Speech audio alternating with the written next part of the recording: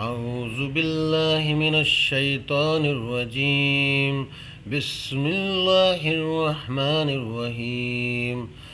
سبح لله ما في السماوات وما في الأرض وهو العزيز الحكيم. هو الذي أخرج الذين كفروا من أهل الكتاب من ديارهم لأول الحشر ما ظننتم أن يخرجوا وظنوا أنهم مانعتهم حصونهم من الله فأتاهم الله من حيث لم يحتسبوا وقذف في قلوبهم الرعب يخربون بيوتهم بأيديهم وأيدي المؤمنين فاعتبروا يا أولي الأبصار.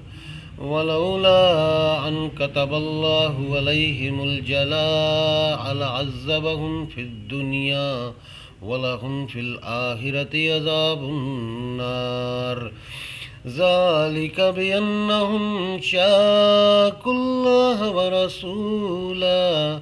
ومن يشاق الله فإن الله شديد العقاب. ما قطعتم من لينة أو تركتموها قائمة على أصولها فبإذن الله وليخزي الفاسقين. وما أفاء الله على رسوله منهم فما أوجفتم عليه من حيل ولا ركاب ولكن الله يسلط رسله على من يشاء والله على كل شيء قدير. ما أفاء الله على رسوله من أهل القرى فلله وللرسول ولذي القربى واليتامى والمساكين وابن السبيل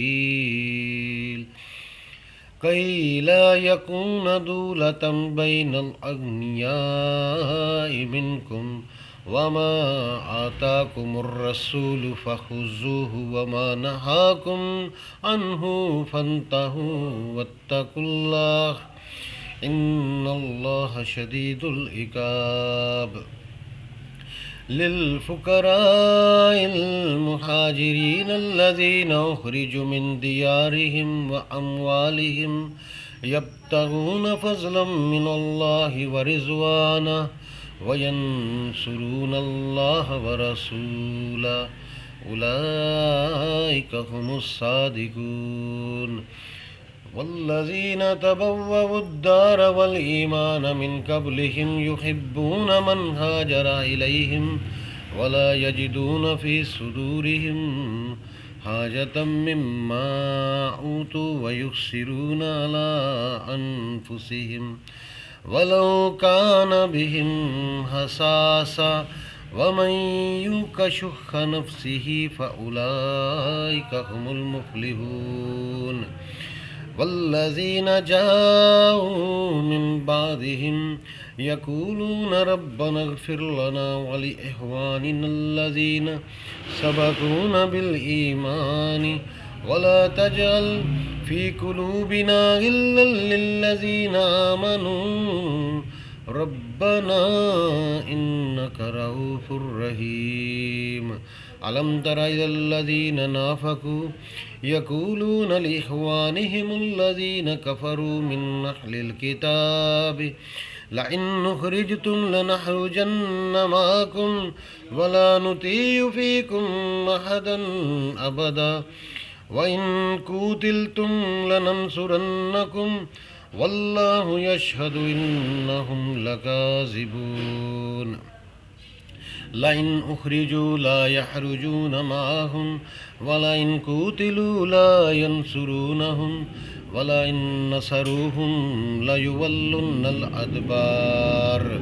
ثم لا ينصرون لأنتم أشد رهبة في صدورهم من الله